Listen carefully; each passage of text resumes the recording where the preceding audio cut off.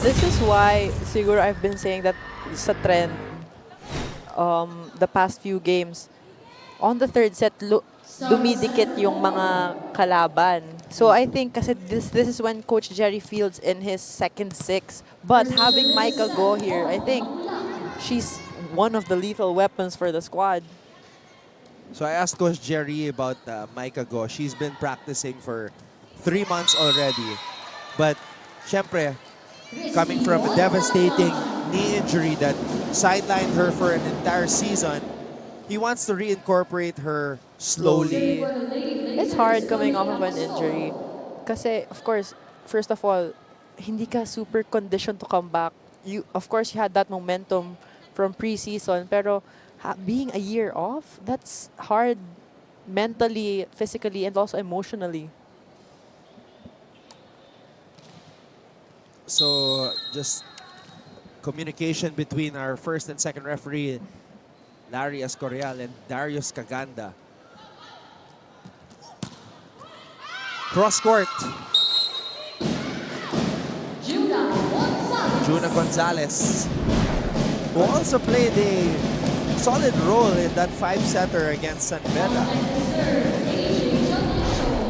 Itong Benilde, like San Sebastian, rather, we were saying Team Diesel, and hopefully we see it in this match. Yun nga lang, pinapangunahan sila ng errors nila. Ito yung tumataas. And the second set where they won, super minimal ng errors nila, Anton.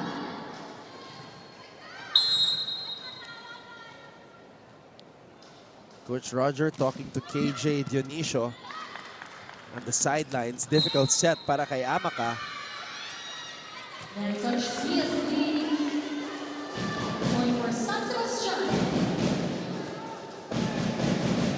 You have Gonzalez on the service line and Kat Santos on the front line. Juna Gonzalez. Targeting Apostol, Hentapa. Dimakulangan, tossing it up to Santos. Cloan to Micah. Too strong. Micah Go still adjusting to being on the court. Of course, being a year, she was just an assistant coach for her squad. Now she's back to playing. She's still trying to familiarize herself with her old role. Which was a very big role. As we see, Gamit. No blockers. Or very late. It seemed like there were no blockers because her elevation and also her reach. Grabe ang taas.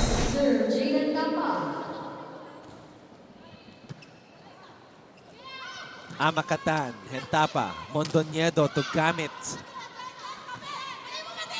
Santos. Back set.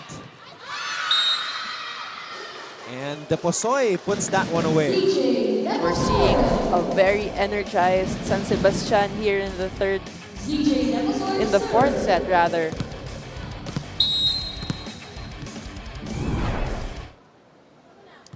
Coach Roger appears to be digging deep now into his lineup, calling Jassy Lumibao, aka the girl who showed the finger heart earlier.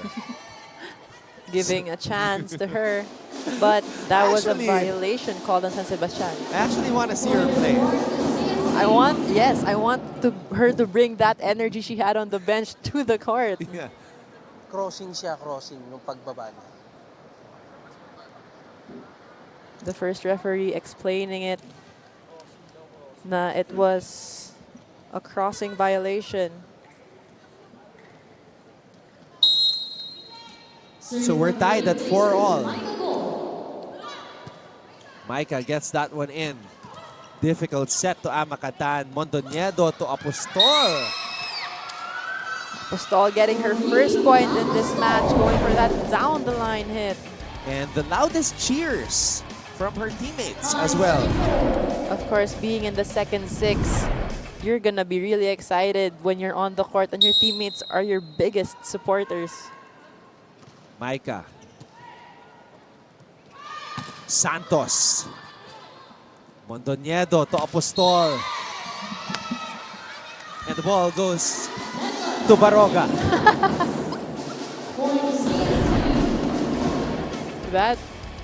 Hearing you say that, that's very nostalgic to me, Anton. It's been a while. You were ready. You were ready. I gotta hand it to you. Good reflexes. Here is the set.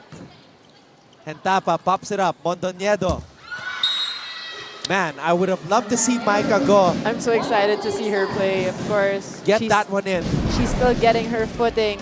She wasn't given sets earlier when she was in the front row as well. I think inaalagaan pa rin siya ng mga teammates niya.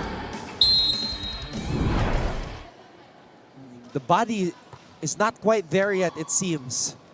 But you know, it was a good intention. Mitch Gamit. Mitch Gamit, ever since her first point here in this match, tuloy-tuloy na puro Mitch Gamit yung pinupuntahan ng setter. This has been her best season, arguably, as a Lady Blazer in the NCAA. Definitely, Anton. Oh, Dionisio. Mondoñedo to Apostol. Finding the open spot. Apostol, I think now is 3 for 3. And when we come back, Christine San Agustin will give us an update from both teams.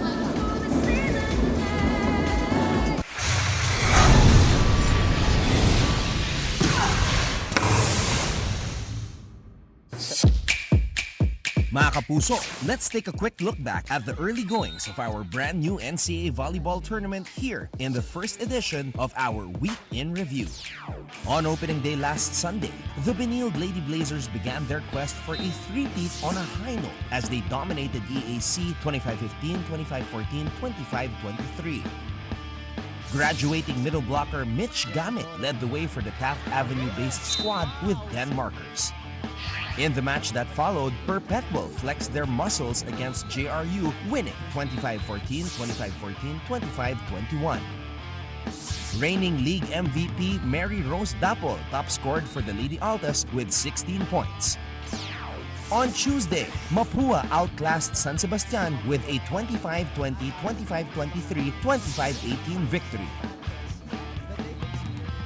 Sophomore Super Roxy De La Cruz exploded for 18 points to lead the Lady Cardinals. After that, LPU needed 4 sets to dispatch San Beda 25-17, 13-25, 25-15, 25-21. Joanne Duguna was the player of the match as she finished with a team-high 17 points. Nung Miyerkules naman, winalis ng JRU ang EAC 25-20, 25-20, 25-23. Pinangunahan ni Kyla Hasareno ang atake ng Lady Bombers sa kanyang 13 puntos. Pagkatapos nun, matagumpay ang naging pagbabalik ni Coach Oliver Almadro sa NCAA sa pagkapanalo ng Letran laban sa Arellano 16-25, 25-17, 25-17, 25-17. Si Coach O ay alumnus ng Letran at naging player pati na rin assistant coach ng kanyang yumaong mentor na si Nes Pamilar. And that, mga kapuso, were the results of the first 3 match days of NCAA.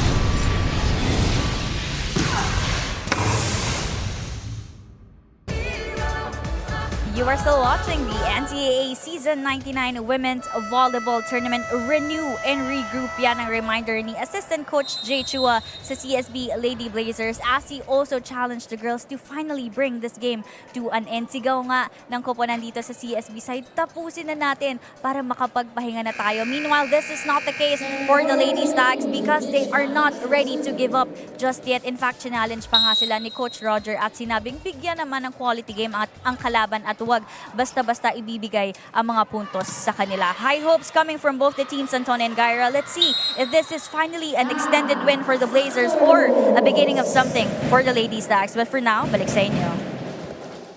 definitely on the last set. Thank you, Christine, for that report. It was a renewed CSB squad we saw on the last set, and now they're regrouping. But they're quite struggling, I would say, with their errors here in this set. because bago na nga yung mga tao sa loob. On the side of Coach Roger's team naman, sabi niya, wag basta-basta ibibigay. It's a good thing they got the second set in this match, but hopefully they gain back the momentum on their side. I just thought I was gonna hear something different from the tapusin na natin to para makapagpahinga na tayo. Of course, Because they're still in the thick of the season. So resting was the last thing that I would think that would be on their minds. Because as you said earlier, they still have a lot of work to do. they still have a lot of improvement to make as well. And with matches taking place during the weekends, well, these student athletes can't really enjoy the weekends.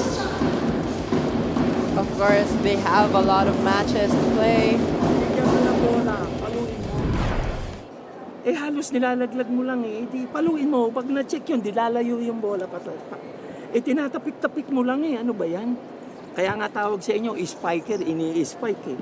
Eh dapat sa inyo eh, laglaggers. Eh laglag lang kayo ng bola. Tatawa ka ngayon. Laglag ka lang ng laglag ng bola. Paluin mo. Single block eh. Padaanin mo yung bola kung saan kaliwat kanan. Hey, SSC! Sags! Laglaggers. Laglaggers. It's always comical when it's Coach Roger with the timeouts. But what he said made a lot of sense. Wag matakot dapat kasi pumalo. Wag puro drop ball. Because when you hit the sets, there's more chances of scoring a point. Although that was a missed set on the side of San Sebastian. So kakasabi lang ni Coach, laglaggers. At nalaglag na naman yung bola on the side of San Sebastian.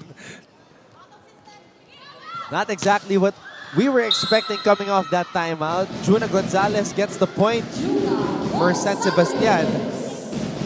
Gonzalez has been scoring a lot for her squad. Silent but deadly, I would say. Di makulangan. Perfect pass by Go. Mondoñedo to Hentapa. And that looks like the season 97 edition of the Benilde Lady Blazers. Easy as 1, 2, 3. This is the team that we know has gelled and has a lot of experience with each other. I remember during Micah Go's MVP years, she was such an all-around player. That's true. She from spiking to blocking, she was there. And this latest sequence, nakadepensa si Micah. Ngayon naman, nakapalo. Good elevation on the spike. So that's good to see from Micah Go. 7-point advantage for Benilde. Apostol. Good serve. Santos from the back row. Getigan with the pass. Mondoñedo running attack for Christy Ondangan. Here is Christy Ondangan dashing and smashing that volleyball.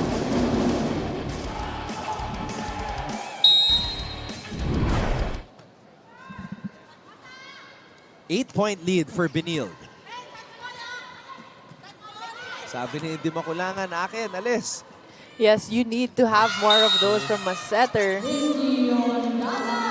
Ondangan. It is Ondangan's set right now as we head to a technical timeout. That brings us to our second technical timeout.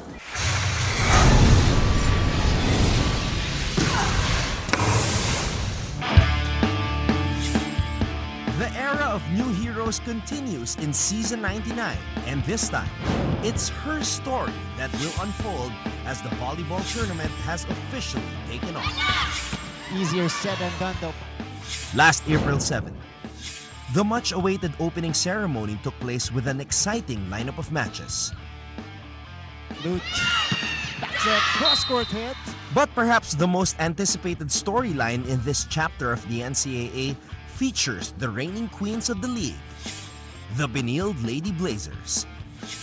The defending back-to-back champions began their quest for a three-peat with an intact core led by setter Chloan Mondoñedo, along with high flyers Gail Pascual Making her presence felt here. and Jade Hentapa. Season 97 MVP Micah Go finally made her return to the court as well. However, among Coach Jerry Yee's collection of stars, it was Mitch Gamit who shined the brightest. Bigla-bigla silang umaatras. But what a hit from Gamit. Over the top. Alam niya na. Aral na aral. Gamit was a force to be reckoned with as she top scored for the Lady Blazers with 10 points. The graduating middle blocker led Benilde to their 30th straight victory in the NCAA and more importantly, set the tone in their quest to become a dynasty. All hail to our first NCAA Power Player of the Week for the year 2024, Mitch Gamit.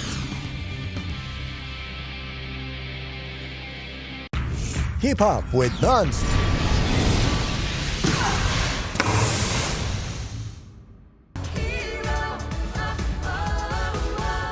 A very serious San Sebastian side as they try to stay alive here.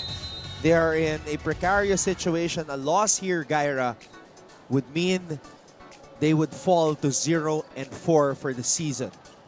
It's gonna be hard to come back from that one because, of course, yung mga makakalaban pa ni San Sebastian, medyo mahihirapan pa sila eh. So, they have, in the NCAA, you only have a single round robin here. So, you have to get those wins early on in this season. And I would say that in the NCAA, with a single round robin format and teams improving, it's almost impossible to come back if you start the season 0-4. Tsaka mo hinatak yung kamay mo. Dapat pag talon mo ron, nakaakma na yung kamay mo. Ay talagang magnanat over, hindi naman titigil yung bola sa ere dahil kinakasam mo pa yung kamay mo. Pag talon mo doon, papalo ka na, hindi yung iikot mo pa yung kamay mo. Ikaw, sundan mo yung blocker, yung spiker mo. Quicker yun eh. Hindi yan mauuna, hindi yan opener, kaya dapat sabayan mo para ma-block mo. Paano kasi? Paano? Kayo, grabe naman ito kusumisong inaabot tayo. Naglalaro na tayo, tinuturuan ko pa kayo eh. Tinuro na sila. Still on the surface Coach area. Roger, very, very animated always during his timeouts. Sabi niya nga is dapat yung timing sa blocking, which we're not seeing right now. When you have a quicker, dapat sabayan mo. And in terms of spiking the ball, there's something we call the timing of the hitting point. So dapat mabilis yung sinabi niya nga, yung pagkasa mo ng kamay mo. Parang sinasabi niya, pumoposing pa sila eh. Hindi naman hihinto yung bola. They're getting so much power from their backswing, but yun na nga, nalilate sila sa pag-atake. Mondoñedo to Micah Go. I like how they're giving Micah a lot of chances here. A lot of attempts. Even Apostol getting a lot of attempts here today as Ondangan is very active at the top of the net. Ondangan with a stare down, and she has 7 points with limited playing time. She already has 7 points in this match.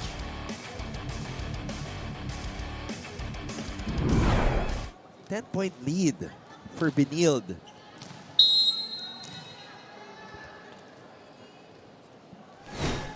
Five points in the match for Christy Ondangan. Di Makulangan tossing it up. Mondoñedo. Hentapa.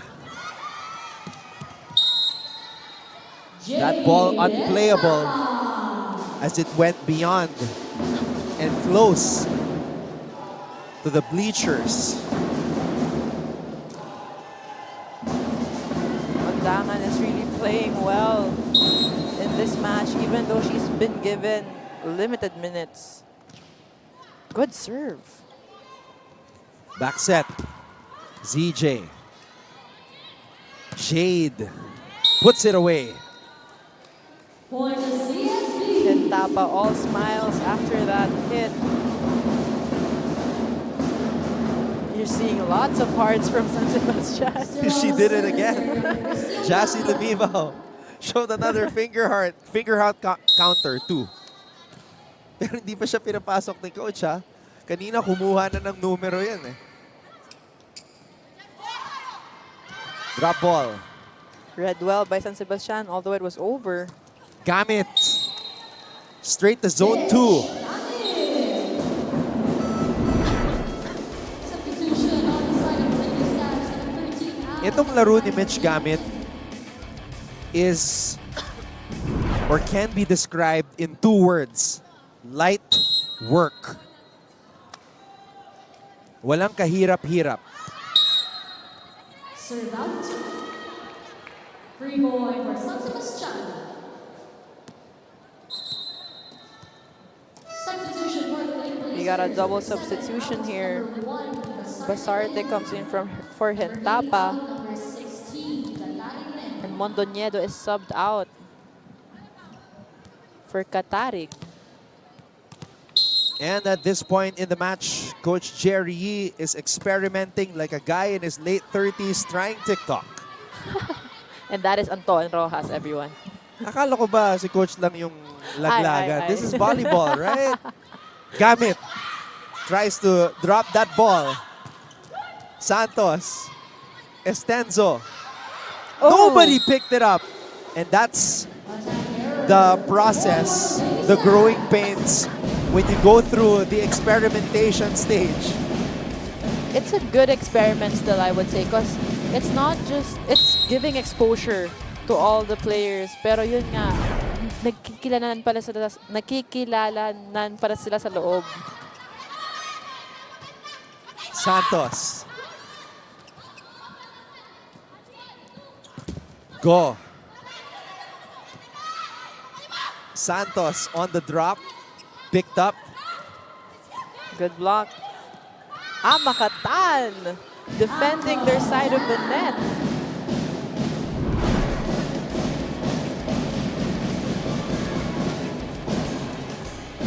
She read that very, very well. Nagtaka si Mitch, eh. Tumalon siya. Asan yung bola? Basarte goes to Go. And Micah Go Scores her first point in this match. with an unlikely drop. This has got to be one of the slowest drop balls I've seen. But San Sebastian unable to pick it up. Ang layo pa ni Micah from It's her because spot in the net. It's because San Sebastian didn't think that would come from Micah Go. She's such a hard hitter. So nag-atrasan sila. As Basarte got that service ace with the little help of the net.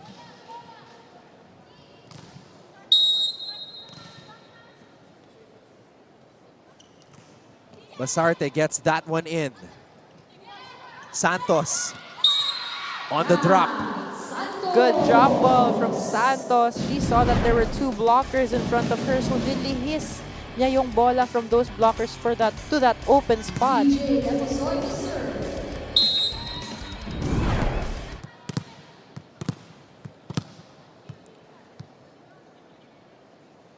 Benilde 2 points away.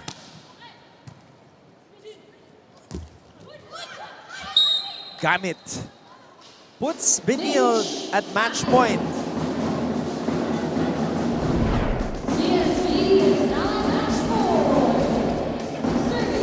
Gamit's efficiency, I would say, is really high because she's only given a few balls, but she makes sure that she scores a point out of each and every one of it. Deposoy. Katarig.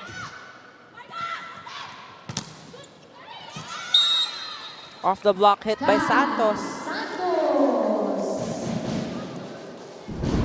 I'd like to see Katarig try to finish this match off. She had a chance.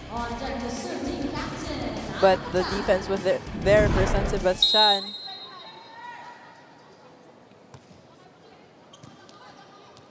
Basarte. Gamit. Santos. Santos is still trying to keep her squad alive here. Even though they are 10 points away, unti-unti ni Kat Santos yun. Delaying the inevitable, as this is a near or 99.9%. And This match is ended with a rotation error. 5, gitna. Nasa gitna siya kanina.